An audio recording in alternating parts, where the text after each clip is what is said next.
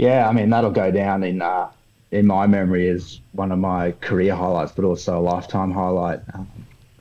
So I remember walking into our general manager at the time's office. He called me in along with a couple of other people and said, put a non-disclosure agreement in front of me, and just something that you don't normally see. And I was like, I'm just going to read this because I actually have no idea what you're talking about. Like, what are you going to tell me? So I read it, I signed it.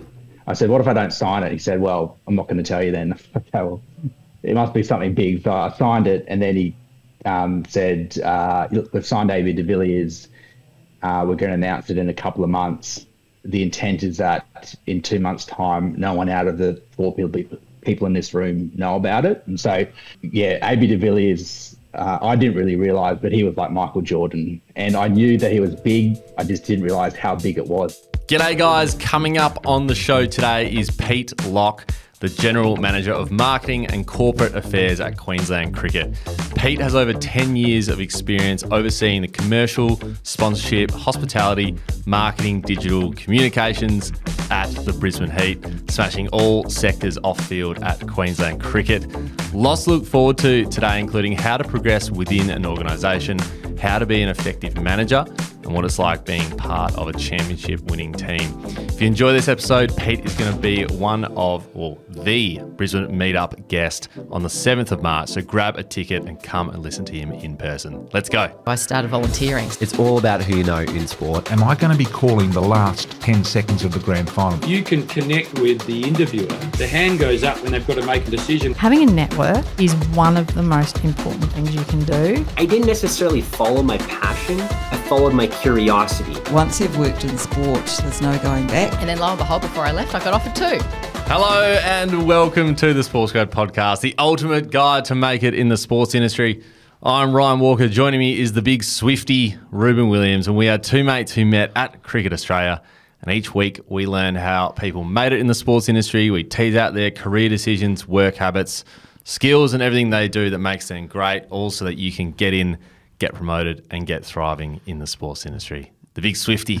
How are you, mate? I'm good, thank you, Ryan. I've just been over to the MCG to check it all out, and I can tell you there are people arriving in floods at the moment. It is going off. I went for a little lap, just a little run around the MCG, and it's bananas. Like, it's 1 p.m. on a Friday afternoon. It doesn't start for another 7 hours, but that's a Swift effect, I guess. Yeah, I did just drive in here to come into the studio today, and I will attest to that. It was about 2 o'clock when I went past, and the tram stops are full. Everyone's dressed up, they're ready to go. It's hot out there, so it's going to be a long day for everyone. Yep. But wow, Swifty's here. Yes, Taylor Swift is here. We felt it on the plane coming back from Sydney this morning. There was a lot of people who are making the trip for Taylor tonight, coming down from Sydney. Yeah.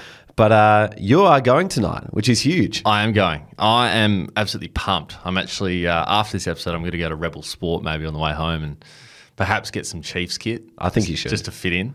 Are you going to listen to our episode with Aman Alawalia about how he got his job at the Chiefs, just to get you in the mood? Yeah, just to get me in the mood for the Chiefs. I might chuck the Eras tour, the Spotify playlist on the way home, just to like sort of get in the mood for Swifty.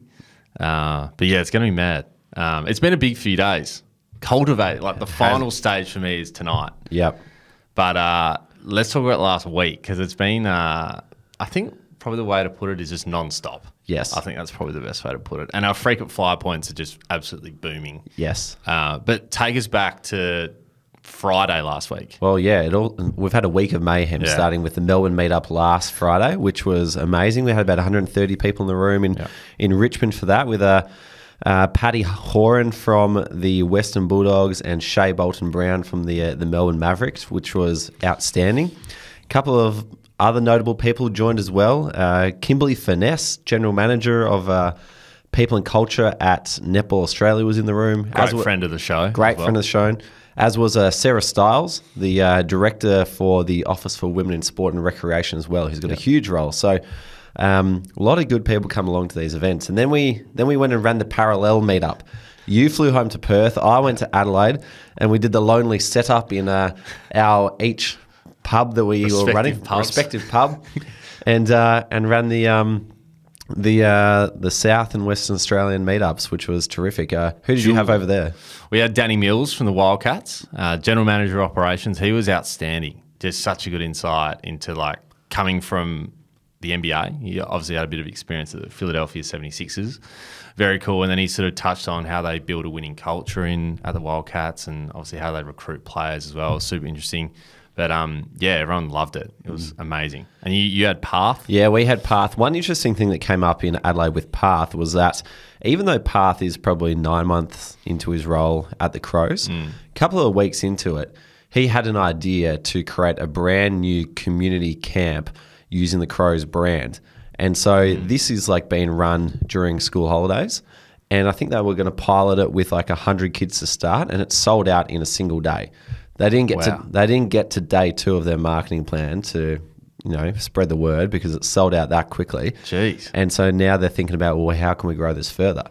And Path spoke beautifully about like, how do you come up with an idea? How do you pitch it? How do you then go and execute it?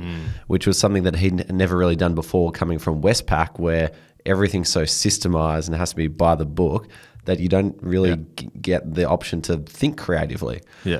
So that was an interesting one. And then last night we were in Sydney. You were speaking with the Sydney FC boys. Yeah, Howard Fondike, he was head of fan engagement, and Nick Susko, who's the academy manager there. So yeah, it was cool hearing from 2 different people in the same organisation and sort of how they work together, even though they're in 2 different areas of the club.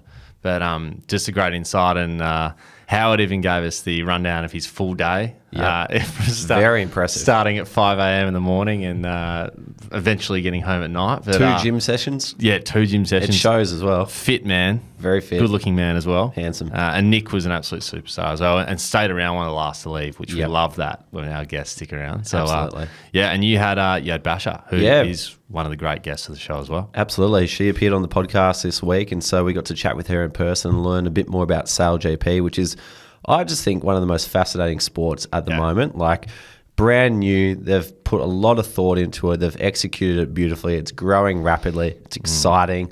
It's and it's coming to Sydney Harbour next week, which I can't wait for. So to have Basha on the panel during the only 2 weeks of the year that she's in Australia was outstanding. And I could just like see people's faces light up as Basha was talking about the amount of worldly experience that she'd had. So very cool opportunity for those people to get to chat with her. But it doesn't stop. No. We're going to Brisbane. Crazy. Where the people of Queensland can come and hear from Pete Locke and all the amazing insights that he's got. So today will be a great introduction to who Pete is. And then if you want to come and meet Pete in person, make sure you get along on the 7th of March. So tickets are on our website, sportsgrad.com.au/events. And Brisbane people, get around it. Get on it. It's the Sunshine State, isn't it, Queensland? Oh, yeah. That's the nickname. Yep. It's always good to get up to the Sunshine State. Absolutely. Get those tickets because they're selling fast and we're pretty amped to get there. So want as many people there as we can. Hey, if you don't follow us already on LinkedIn, do it. If you want to connect with us and hundreds of others, become a member of the community. And we have a new intake currently, about to take place. Yes. Very exciting. The day has finally arrived. It's been a long wait. It has been a long way. We haven't had one for 3 months. Yeah. We kept saying the next one's not till late Feb. Well, it's now late Feb. Yeah. I don't know how that happened, but I know, it's flown. Anyway, for 48 hours or a bit less than 48 hours, from 9 a.m. on the 20th of February, which is tomorrow when this goes out, until midnight on the 21st of Feb, you have that opportunity to become a new rookie member. If you're trying to break into the sports industry and you need help, you need a network to lean on, you want resources to scale up your career quickly, then the community is the best place to do it. And if you've been waiting a while, tomorrow's your opportunity. So jump onto the website, sportsgrad.com.au/community to get involved. That'll open up at 9 a.m. tomorrow morning. But super exciting. Very exciting. A couple of members who are absolutely killing it at the moment, who feature in our weekly wins. First one, Chanel Vittori, who has just got a role at the Melbourne Rebels as a video analyst intern, which is absolutely outstanding. Nice. I ran past the Rebels when I went to go check out the Swifties. Big fellas. They're big. And I can tell you, I don't ever want to do a rugby pre-season. No. It looks hard. Nah. Not It'd for be me. straight up and down running. Oh, literally. They're like tackling bags into the ground and then getting back up, turning around, sprinting again, tackling the ground. I was like, gosh. Not for us. No, thank you. Junye Zhang, Rugby Development Officer at Rugby Victoria. We've had a few people come through Rugby Victoria in the community. Bit of a breeding ground. For yeah, exactly. Sophie Svikas as well, freelance graphic designer at In Play Digital.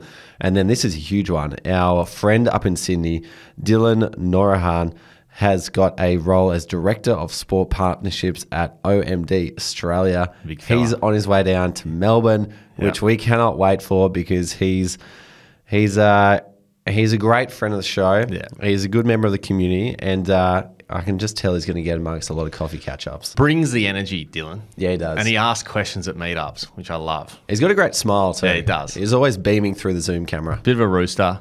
Yeah, it's good to have him down here. And there's plenty of events coming up. Yes, plenty of events. So, as always, we kick off our member intakes with a speed networking event that night. So, if you're thinking about joining, make sure you pencil in speed networking happening at 7:30 p.m. Australian Eastern Daylight Saving Time.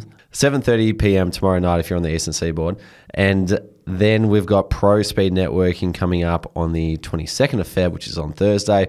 We've also got a masterclass on leadership with Gavin Marnie from Leading Teams coming up the following week for our pro members.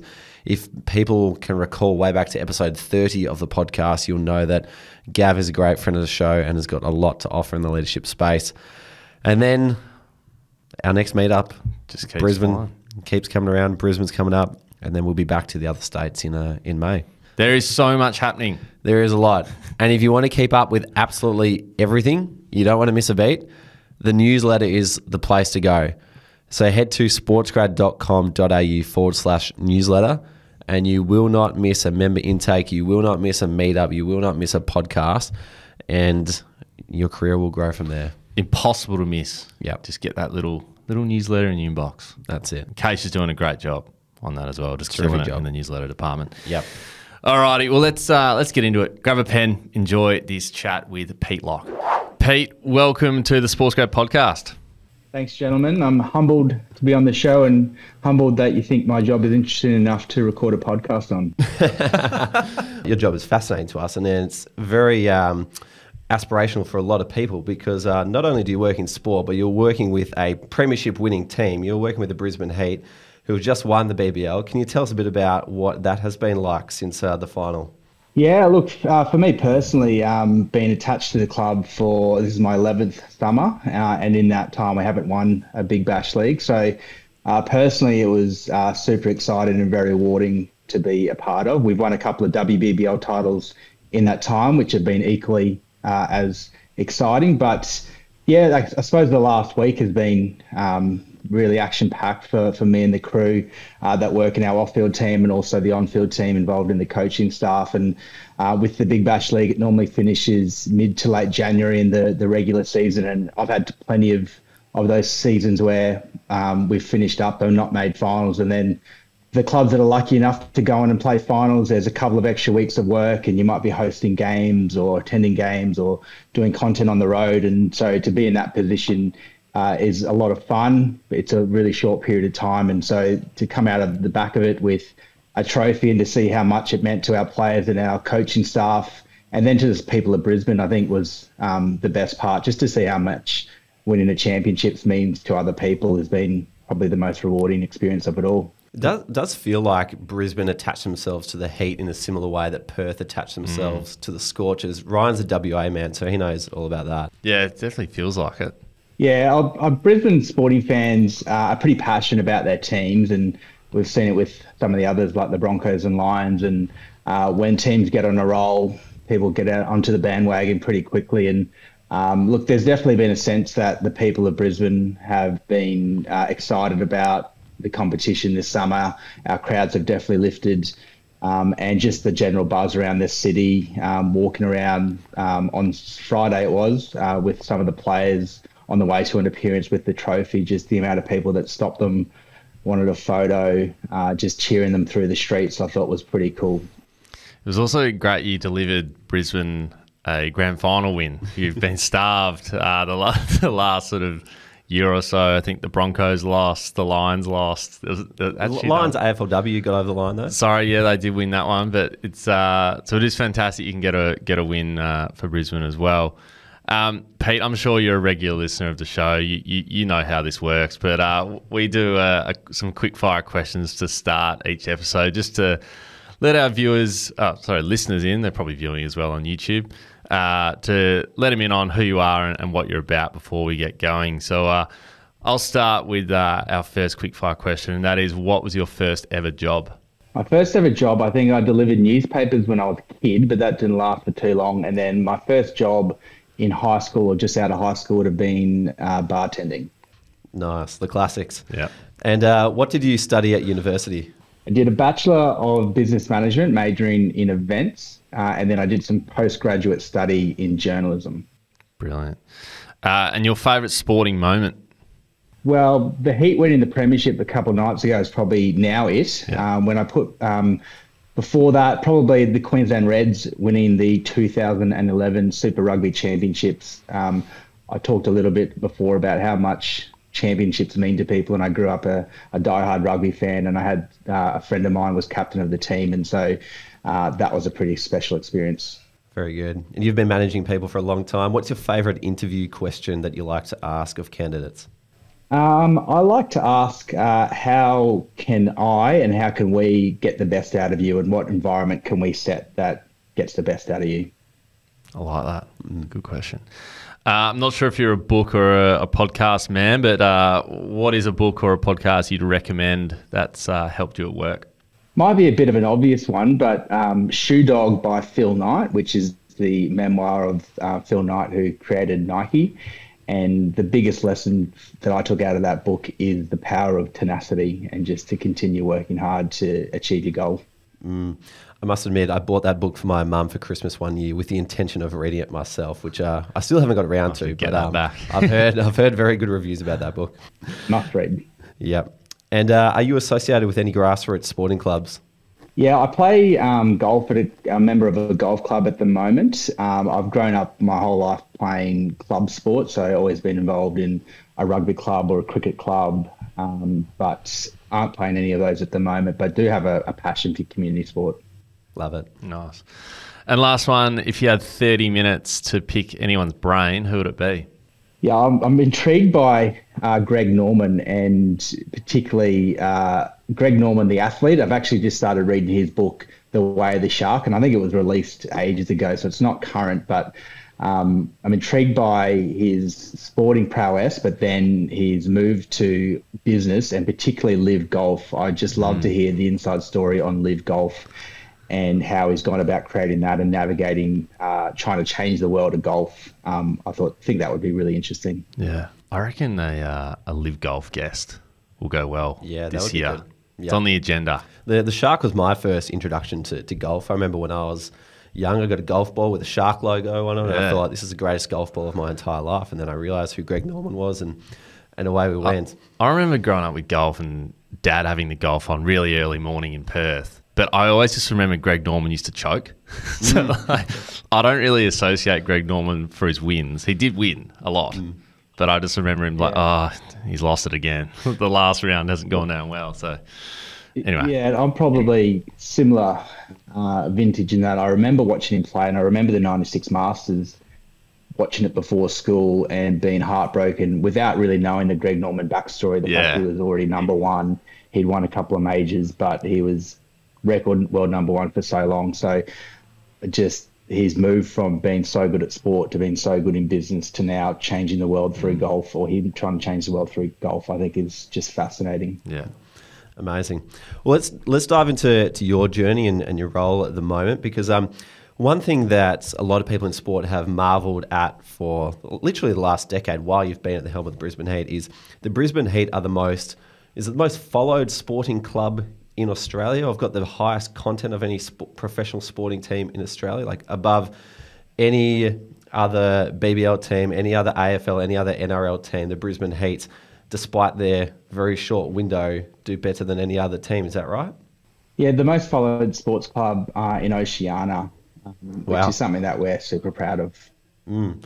Amazing. Well, that is what we are dealing with here. So let's dive into it. How did you get your start into sport, and what were some of the steps you took in your journey to eventually reach the heat and then have this success?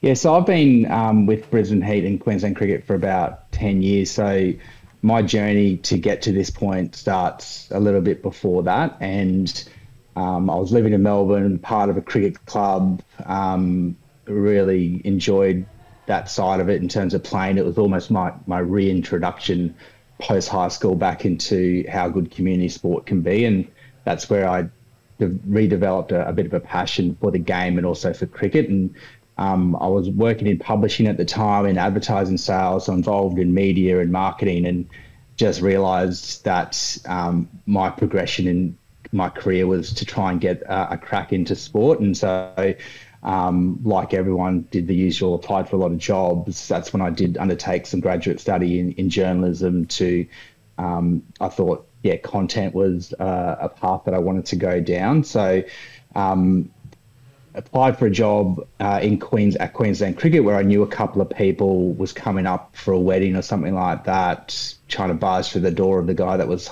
making the hire, and they said, I'm in town for 24 hours, can I come see you about the job? I don't think my resume was very good at the time, because I'm not sure if I actually made it through based on my resume, but he was lucky enough to come to let me in. Saw him on a Friday, had the wedding on the Saturday, got asked back on the Monday, and went from there. So probably unconventional way in getting through the door, but might be a good lesson for your listeners that you don't always have to do things conventionally. It's trying to force your way through that gets results. Well, that was how you ended up hiring Nick Laub as well, wasn't it? Or Nick Laube, rather, sorry, who created his own YouTube channel, doing his own videos and documentaries. So is that something that you also look out for as well, people who have found an unconventional way to get in? Yeah, I think so. And so when I'm hiring for a role, you do get sent kind of 30 to 40 plus resumes, and I do take the time to look at them all really closely. But it's the people that stand out, that have made an impact or a connection to you, are the ones that I suppose get put up the list. So in that example, I probably going back to when I started my first job here at Brisbane Heat and Queensland Cricket, was managing social media, and we never had anyone in that role. So I was a team of one. This is back in the day when it was kind of Twitter, Facebook, Instagram. You didn't have video capabilities or anything like that. And so I suppose I started our journey into social media, but realised the limitations that I had. And one of those limitations was I didn't really have any skills when it came to editing video. And so I went through a process where reached out to some universities and wanted to hire some interns one day a week just to help with that part of it and give them some good experience. Nick was one of those people that applied. I wanted to get just one person in to help me.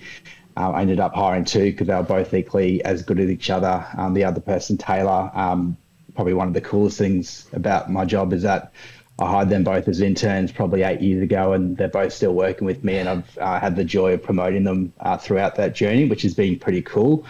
And so to see the evolution of our social media over that time, back when I was managing it and running it, to where it is now, and it's just gone on leaps and bounds. And look, I can't really take too much credit for how good we are at the moment, because we've got a lot of talented people that have completely taken what I did and just ran with it, made it so much cooler and more entertaining. And that's one of the things, I guess, as a manager, I'm able to just step back and let the creative people do what they do, step in if there's a problem. But this is one area where I've got full confidence in the team to execute, and so don't really have to be too hands-on with it. I do want to come back to how you've been able to keep this incredible team together for so long, but could you talk to us a bit about your evolution in your role? Because you mentioned you started as a one-person team and have begun to build it out. How has your role evolved over those 10 years? Yeah, one of the cool things and rewarding things about working at Queensland Cricket is we're really open to people growing and to try new things. And certainly people within my team, I always ask them about development plans and things like that. And so I suppose every couple of years when you're in sport, you might look at another area that you want to get your hands dirty in. So during that 10-year period, I've gone from, say, social media was quite interested in media and communications, and an opportunity opened up to be our public affairs manager, which is really off-field issues management, crisis management, government communications, all those kind of things. Evolved that into an opportunity to work within our commercial and marketing department, overseeing that, and then moving into a general manager role, overseeing commercial marketing and comms and everything off-field for the Brisbane Heat. So I guess just looking out for opportunities, understanding when something is coming up or what you're interested in, making sure that you've got the confidence to go and talk to someone and say, I'm interested in this part of the business or organisation. How can I get some experience there? And certainly I'm really open to listening to people if they have an interest in another area. Yeah, how can we help them? Like that, I think that's a really important part of management, is how can you help other people?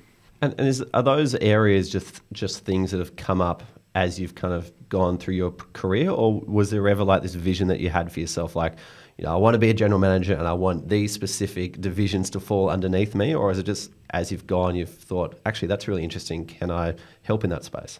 Yeah, definitely no vision. I wasn't sitting here 5 years ago thinking I want to be a general manager and manage all these different areas. Certainly, year on year, I like to personally look at what's my next challenge, and we've just come out at the back end of a big bash season. And so personally, I'll go through a bit of a process reviewing our season and thinking about what's next for us as a group. And then for me personally, what's the challenge that I think I can take on and as a team help us achieve. So yeah, there's no, I guess, set guidelines on this time in 2 years.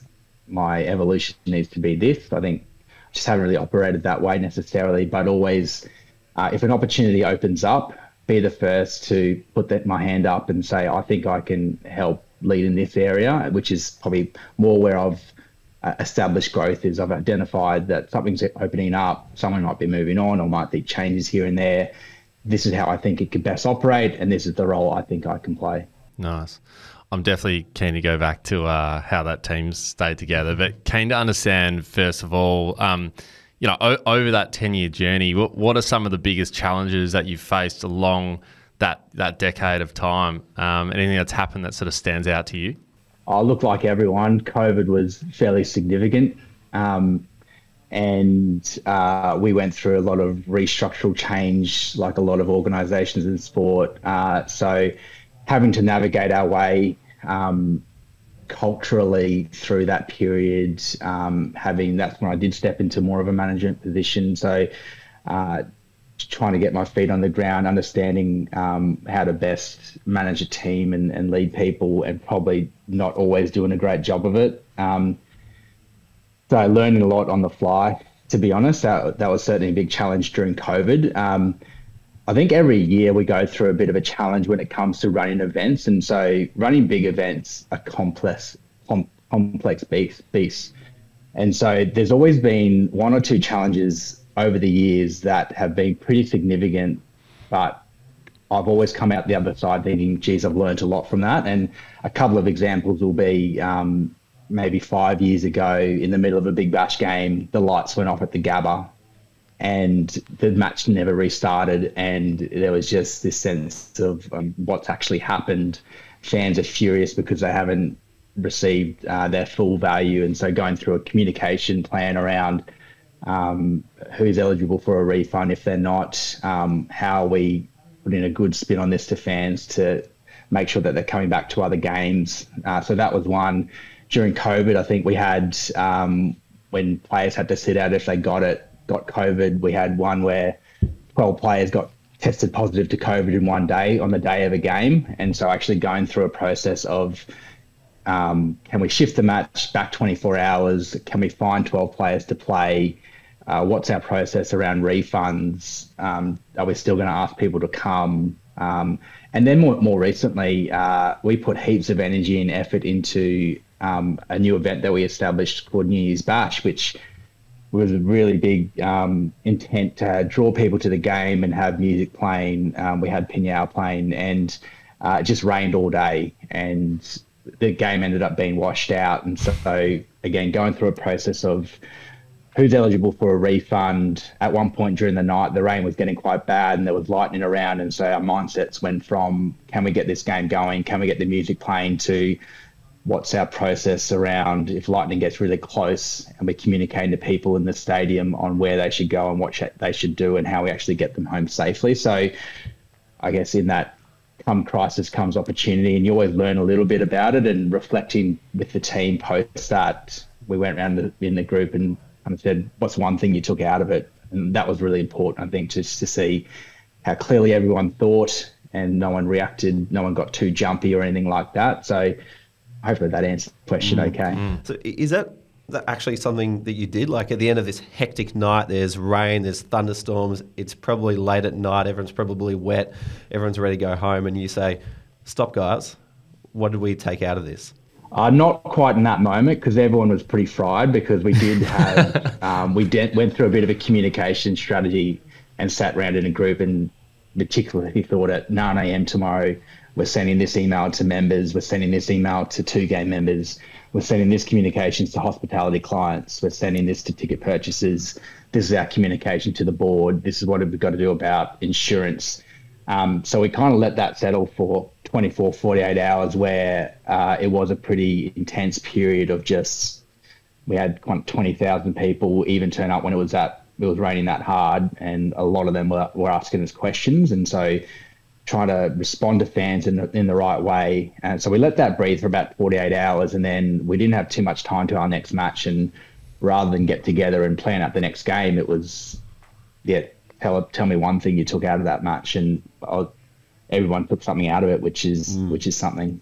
I love that, because I don't think many people would actually stop to reflect and learn, particularly mid-season. Like, end of season, everyone does a review, but, week to week, those like the BBL moves so quickly that it's easy to kind of skip those moments. So I love the awareness just to stop and pause and say, hey, this is a pretty pivotal moment in this season, and maybe even like the decade of your career, and the team as well, to be like, all right, let's make sure that we take something from this. Another experience you've had at the Brisbane Heat that I'm sure you took a lot of learnings out of as well was when AB de Villiers came to the club. I would love to know your experience around how that came across your desk, and then your experience of actually executing the announcement of that new signing. Yeah, I mean, that'll go down in my memory as one of my career highlights, but also a lifetime highlight. So I remember walking into our general manager at the time's office. He called me in along with a couple of other people and said, put a non-disclosure agreement in front of me, and just something that you don't normally see. And I was like, I'm just going to read this because I actually have no idea what you're talking about. Like, what are you going to tell me? So I read it, I signed it.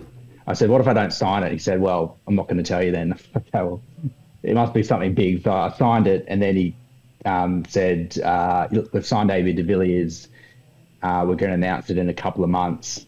The intent is that in 2 months' time, no one out of the 4 people in this room know about it. And so, AB de Villiers, I didn't really realise, but he was like Michael Jordan. And I knew that he was big. I just didn't realise how big it was. And so we had the opportunity to go over to meet AB in Pretoria in South Africa. I read his book, his autobiography, just before we left, and finished it on the plane, and just was astounded at how awesome he was in terms of an athlete. And on the back of his book, there was things like the most influential cricketer of all time, and one of the quotes was the Michael Jordan of cricket. And that started getting me a little bit nervous, because I was going over there to be the interviewer. So I was going to interview him on a podcast. So I was going to help with content and those kind of things. And so kind of became a little bit intimidating knowing that, I was going over to interview AB de Villiers, and it was such a big deal for the Brisbane Heat and for the Big Bash to get a big name like that.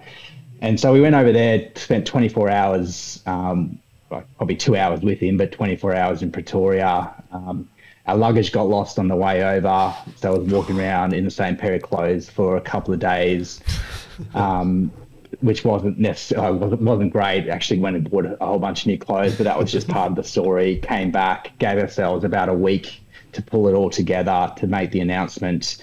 still kept it to ourselves. And so we were able to announce it on, I think it was a Thursday, and still no one knew. And we sent it out at 7 a.m. and it just it exploded, which is really cool. And then at the end of that day, I just remember feeling this massive sense of reward about announcing something that meant, again, so much to other people. That's a cool part about sport, is just you work in something that so many other people care about, and just to see the impact, I thought was just the best thing. How much media attention it got, how much our social media channels just blew up, and how much the players themselves who found out about it were just like, oh, holy smokes, I'm going to be playing with AB. I thought that was pretty cool. Does that go down as one of the main career highlights? Top two, top three? Up there. Yeah, top two, top three. That'll definitely be up there. Someone asked me this recently. I thought that was probably number two. And number one for me is when the Heat won the WBBL for the first time, and I went and met the team out of the airport because they were doing some media, and I was working in comms at the time. And I wasn't at the final, but I met them at Brisbane Airport, and they came through Brisbane Airport, and they got to get their luggage, and there was just a big crowd of people that just started clapping and applauding them just out of nowhere.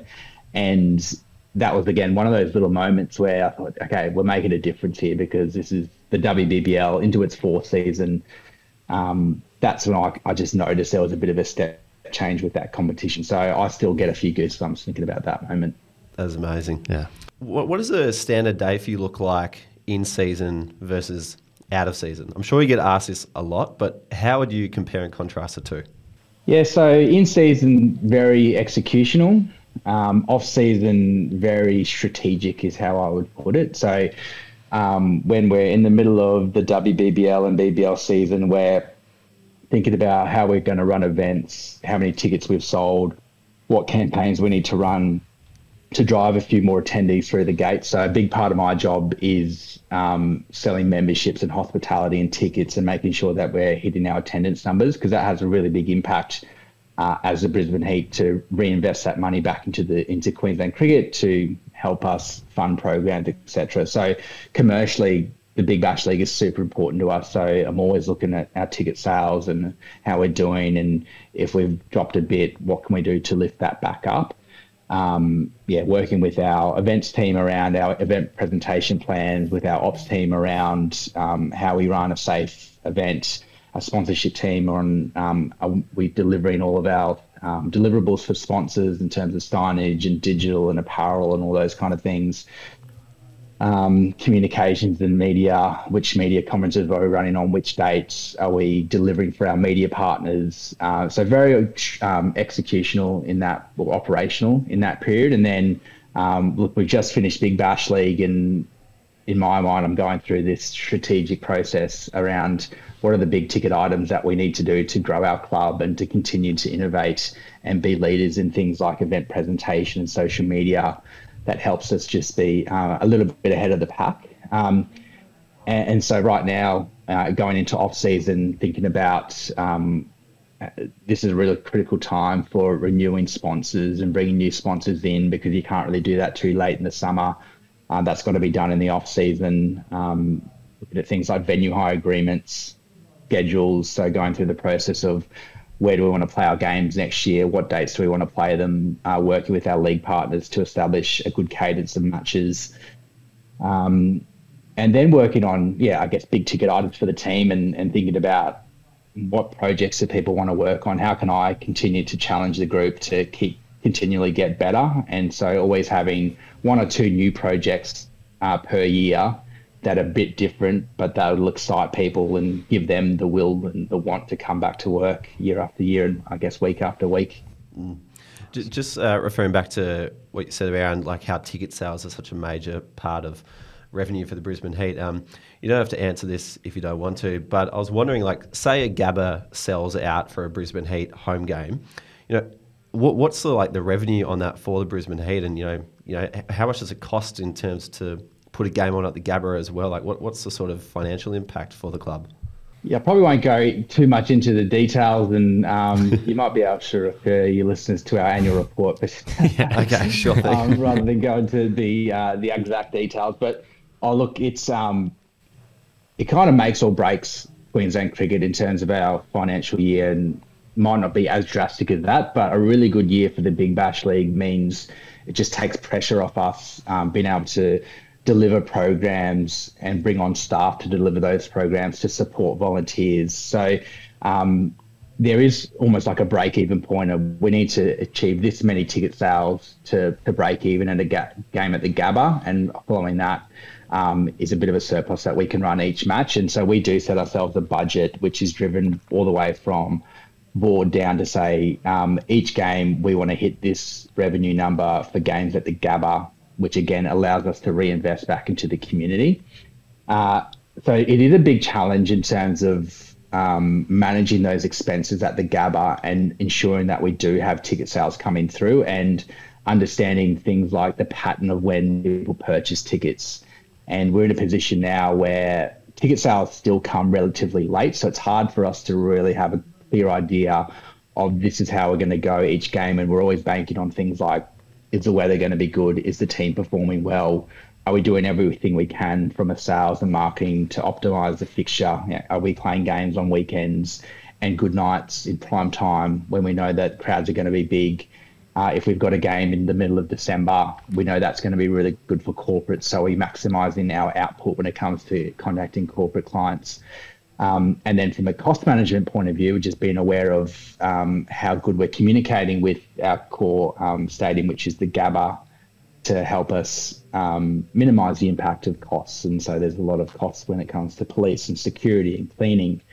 And it is a bit of a challenge to manage those effectively. So one of my big projects for the off season is to actually become an expert in how to, in the business of venue. And that's not something I've necessarily done in the past, but I've noticed that it's a critical part of our organisation. So it's something that I probably need to take on and just get a better understanding. So yeah, it's really important that we manage that effectively.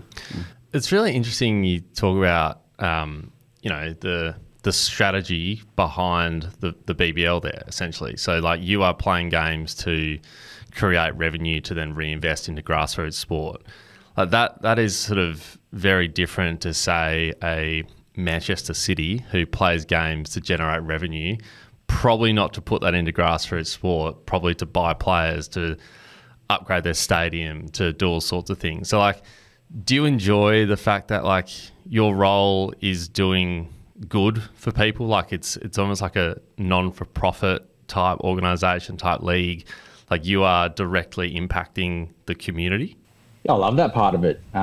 We are a not-for-profit as Queensland Cricket, and so it's very clear that the more successful we can make the Brisbane Heat, the better the outcome for cricket. And cricket's the Big Bash League and the Brisbane Heat are there to be that entry-level product to bring new fans into the game. Our purpose as a club is to bring families together. So really conscious that everything we do needs to come back to that purpose of entertainment, but also families. But then, I mean, it gives me massive joy to see the impact that we can then have on the community, and knowing that the Brisbane Heat is encouraging more boys and girls to play, and seeing how big our entry-level numbers go up, and seeing lots of kids run around in teal is really cool. And just knowing that how hard our community staff work as well to actually bring community programs to life. And I suppose the up and lights, the glory part of it is full stadiums at the Gabba, but as equally important is running a program in Toowoomba or Cairns, and the impact that our staff have on young boys and girls that might not have played cricket before, or they're trying to have a good experience with cricket. I think that's as equally as important as anything I do. I was wondering, how do you balance that with your outlook on investment into at-match experience? Because you do a lot of great work in the community, but you also have to put on a show at the same time, and that costs money. You guys do some terrific work, whether it's Rocket Man or, New Year's Day Bash. You got DJs like Charlie Cameron comes down. What is your, what's the approach with the at-match experience and the investment that goes into that at the Heat? Yeah, I suppose it's very much knowing that all of that is pretty critical into why someone's going to become a fan or come to a game. And so by putting on a good show and bringing in people that might not necessarily come to cricket because they know cricket has been 5 days and boring, whereas a heat game is 3 hours and action-packed. So I think we definitely need that ingredient to bring those people in. And again, by bringing more people into the game, it allows us to reinvest more into the community. So having been really close to the budgeting process, I definitely see the balance that is created across the organisation where the Brisbane Heat is there to play a role. And so we need X amount of resourcing and budget to achieve that. And if we get it right, then it means more girls and boys playing cricket. So I think it's just understanding the balance of investment into the entertainment side, but then the outcome is that, we can invest more into the community. Are there any big ideas on the whiteboard that you want to execute next season that you can let us in on? He's rubbed them out from behind him. Well, the premiership was only, less than a week ago today, so I haven't gone to that point yet, but I have, I guess, to the point that you raised earlier about we're getting together as a team next week to just have an hour of what worked, what didn't, what do you want to do next? And so I think that'll be the first step to filling that whiteboard. So nothing to tell you about yet, but we do challenge ourselves every year to say, what's our next big idea? And so we brought Rocket Man back this season. We came up with New Year's Bash the year before. What's the next evolution of us as a group, which I think plays a big role in keeping people motivated to know that we don't stand on our heels, we're on our toes. We try and lead from the front, and we try and come up with a lot of new ideas, and then we execute like hell. I love the interview question that you mentioned at the top of the show, which is like, how can I create the best possible environment for you to do your best work with us? And you've clearly been able to do that because you mentioned Nick and Taylor, who have been with the Brisbane Heat for 8 or 9 years. I think 9 seasons, Nick said on socials the other day. What's your approach to building and retaining an amazing team? Because they've obviously speaking to both of them, they've loved their time at their Heat. What have you done as a leader to try and cultivate that environment? Yeah, sure. And certainly not just me. I think Queensland Cricket in general, definitely we try and push our staff to think of development plans and tell us what you want to achieve in your career. And it's not like you can get there in the next 5 weeks or the next 5 minutes, but how can we help you reach the next level? So that's something I'm really conscious of doing, and to speaking to my group around, tell me your development plan. What do you want to do next? How can I help you get there? So there's one part of it. I think setting a really good culture around teamwork and communication. I know that working from home is a really big thing at the moment, and probably hasn't really filtered necessarily into Queensland because we weren't as impacted through COVID, but certainly a lot of our group are in the office most of the week, and so a lot of face-to-face connections, a lot of communicating that way. So a lot of rapport building. What we've tried to do a little bit more is also establish good work-life balance. And so if someone's working over a weekend or a game day, flexible working where you don't have to come in. So probably a mix of things that make work enjoyable. And I guess if you're working in sport, then the Brisbane Heat's a pretty cool brand to work on because we are innovative. We do like to test the boundaries. No idea is a bad idea for us. And so I think there's a mix of things. And that's, I guess, what's kept me going for 10 years as well, is that same drive to work on cool things, but also develop myself both professionally and personally. That's awesome to hear. I think it makes sense. Like, people are always striving to hit their goals, and if you can just be the platform for them to hit their goals, and they're not going to search for other avenues to do it if you're providing them. So it's awesome to hear that you guys are doing that. Yeah. I was going to say, at some point, people do move on, and so also conscious of that. It's like you can't work at one place forever, and so if someone does leave, how are they leaving, on what terms are they leaving, and if they're leaving on the right terms, which people should be, then that's also a win. And what that does do is open up opportunities for other people as well. So while it's sad to lose a colleague to go work somewhere else, if they're doing it on the right terms, then I take a bit of pride out of that. And also the fact that it's going to open up a door for someone else. So as long as we're looking at it like that, I think it creates that cycle of good teamwork and good culture. Yeah. Yeah, I like how you've kind of broken the classic mold of, you get your first gig, you stay for 2-3 years, and then you move on to the next one. Like, it feels like no one wants to leave because the opportunities are great, so it's awesome. I'm keen to understand some of the key sort of skills and experiences people need to be in your position. I'm sure there's a lot of people listening in who would dream of being in a GM position at a BBL club. What are some of those key skills that you need to do your role well? Communication is definitely one of them, and I've always thought of myself as a relatively good communicator, but I've received feedback over the journey on areas of my communication that I need to improve, and so being able to take and receive feedback is actually one I wasn't thinking of, but communication, being able to take and receive feedback, being able to think with a bit of a creative mindset. And so although my job is very commercially driven currently, also having a bit of creativity around that. At the position I'm in, you definitely need some, not a finance background, but being able to analyse things financially, work with the finance department.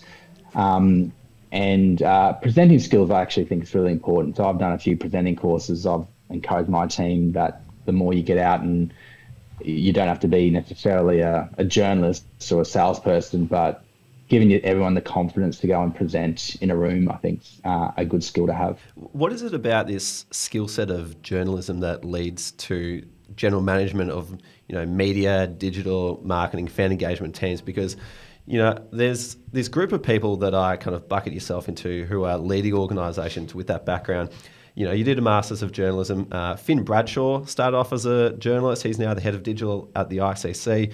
Patrick Horan used to be a journalist and is now, was the head of digital at Cricket Australia for a bit, now at the Western Bulldogs. Even Josh Martin came from journalism and PR and, now ahead of that space at Golf Australia too. What is it about that sort of skill set that makes a great fit for this role?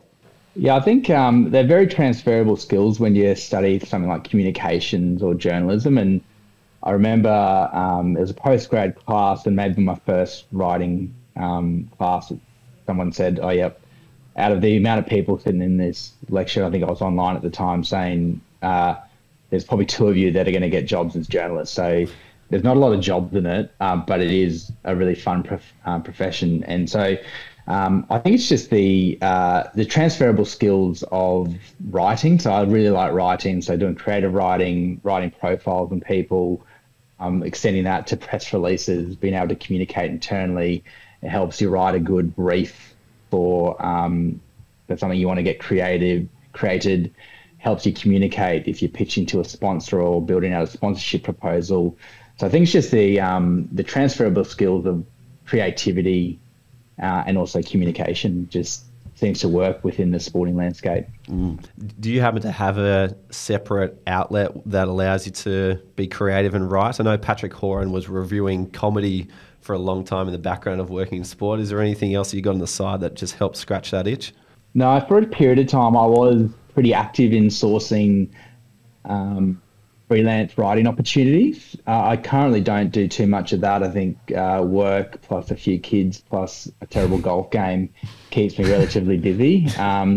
But yeah, if the opportunity came up to do a little more freelance writing, I'd certainly take it with both hands. And for a period, I was pretty active in contacting publishers and just trying to do a bit of work here and there just to earn some extra pocket money. It's also good because I would imagine doing a journalism degree, you understand that landscape a bit. So if you're working in comms, you kind of know how to play the game a little bit with journalists. So I'd imagine that would be a good skill to have as well. I actually think, and sorry to cut you off, Ryan, I think the media side of it's actually very similar to, I guess that side of it taught me a lot about relationship building. And so working in comms is almost like working in a sales role in that you need to call journos and editors and say, I've got this story for you. Can you make this work? And you're not necessarily selling anything. Nothing's changing hands, but their time is precious. Based on their publication is precious. So achieving a good story through communications is actually that taught me a lot about relationship building and the tenacity to get through the door and move on from there. Yeah, nice. Tell us about the best part of being with an organisation for 10 years. We've spoken a little bit about the longevity and how you've been there for a while. if you were to put it down to a couple of things, what's the best part of being somewhere and staying put for a decade? I think just personally is the, again, I've stayed here because opportunities have opened up. So I guess the longer you can stay somewhere, and if you do have the right skill set and you strike at the right time, then opportunities do open up. So there's that side of it. The other side is just cricket is a great sport to be involved in. And so I grew up playing the game. I've been involved in the grassroots side. Just the relationships that you build with coaches and past players and administrators and the media, just that's a really cool side of it. So being around for 10 years means I've got a lot of great contacts and a lot of great people that I've had a coffee with or had a beer with over the journey that I reflect on pretty fondly. Wonderful. And finally, Pete, before we let you go, is there any advice that you would give to yourself on your first day at Cricket Queensland? Knowing what might become of the next 10 years, what would you give yourself? What advice would you give yourself back on that day one? Probably launch into everything that you can and try everything that you can and be very nice to people and be kind to people, because that'll come back to you in spades. Nice. Wonderful. Simply put. Love it. Fantastic. Well, Pete, it's been awesome having you on the show, just hearing about your journey at the Heat. And obviously it's a great time at the moment, having won this year's BBL title. It's been awesome just to hear about your role, the ins and outs, and that AB de Villiers story will always go down in folklore. I think I liked your iteration of the story from Nick's as well. It's been great to see the two. But thanks a lot for coming on and just sharing your insights. It's been awesome, and hopefully we'll see you up in Brisbane soon for our meetup. But thanks again. Yeah, no worries. Thanks for having me again. Pretty humbled that you think my role is interesting enough to dedicate a podcast to. And look, in hindsight, I probably should have brought the trophy in with me. It's just down the way, so maybe I'll grab it and light it up for you. Queenslanders have been the only people who have brought in props to this podcast. And when I say Queenslanders collectively, I mean one person, and that's Natalie Cook, the Olympic gold medalist who brought in her gold medal to get us hyped up about the Brisbane Games. Yeah. So we do love Queenslanders, but no, we loved hearing about your job, and might have to do a part 2 down the track as the Brisbane Heat continues to grow. So thank you for coming on. Sounds good. Thanks, gentlemen. Guys, it is time now for the people's segment of the podcast, Ask SportsGrad, where every week we answer a question directly from our community.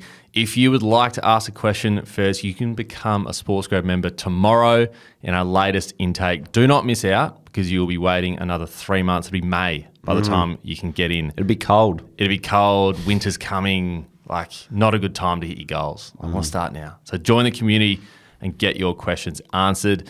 Rubes, this week, a question comes from Vanessa, great friend of the show. The question is, I'm planning on applying for a membership sales position. We've seen a few of these go around. Although I don't have relevant experience, I used to work in customer service and a few other sectors. What should I touch on when writing my cover letter? Great question.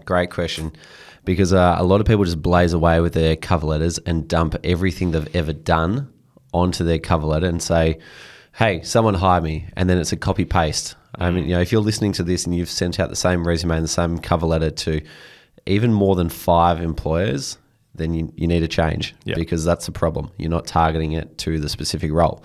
So, Vanessa, what should you touch on when writing your cover letter? Well, the first thing you need to do is dissect the job description.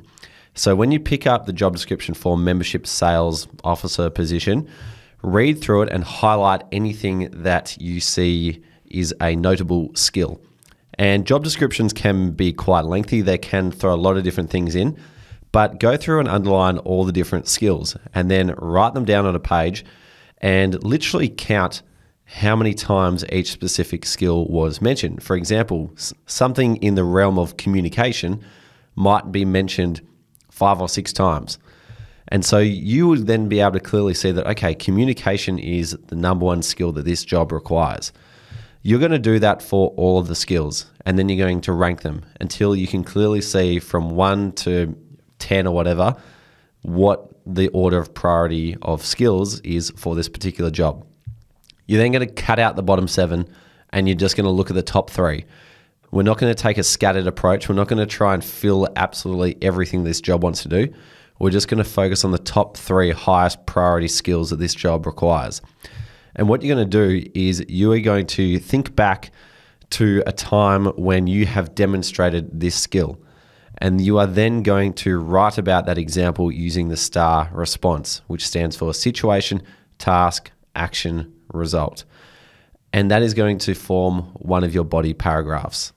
And you are going to do this 3 times with your 3 best examples for each of the 3 most important skills. And when you do that, they will be able to pick up your cover letter and see, okay, Vanessa has clearly done what we're looking for. Doesn't matter if it's in another space. We just need to know that can she hit the top 3 things that we need. The only other thing I would add to that is in your introduction, just explain why this role is important to you and why you want to work in sport. Other than that, if you hit those top 3 skills, then you should do very well. Nice. Speaking of a cover letter, we've actually got a template for that as well in our resource hub, which you can find as being part of the SportsGrad community. So as we said, if you want your questions asked, if you want a resource hub, if you want events every fortnight, if you want a community there, a supporting community where you can grow your network and a job board as well, join the SportsGrad community. Tomorrow morning is the day, 9 a.m. Put it in the calendar, put it in the alarm. Yeah. Set an alarm on your phone. That's it. It's the time to join. Stop putting it off. Get amongst it. Super exciting.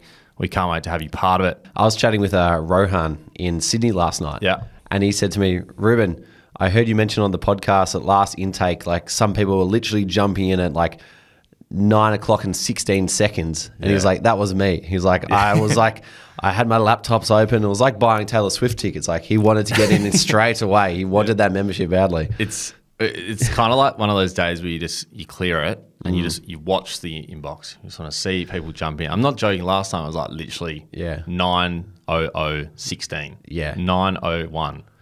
Crazy. Yeah. So get amongst it. Less than 48 hours. In the meantime, find us on LinkedIn and give us some love with a rating if you enjoy the show. And also if you've got a friend who might enjoy this podcast, send it on to them. We would love for you to share it. And obviously a 5-star review would be perfect as well. Subscribe on Apple and follow on Spotify. Thanks for listening. We'll see you next time. Hey friends, one last thing before you go. If you really want to make an impact in sport, then subscribe to the SportsGrad newsletter. Inside, we share all the latest job openings and networking events, so you're always aware of opportunities to land a job and grow your network. Plus, we share a Q&A with a professional on how they grow their career in sport. Here we talk about things like how they moved overseas or negotiated their salary or landed a new job or promotion, made a career change, and so much more.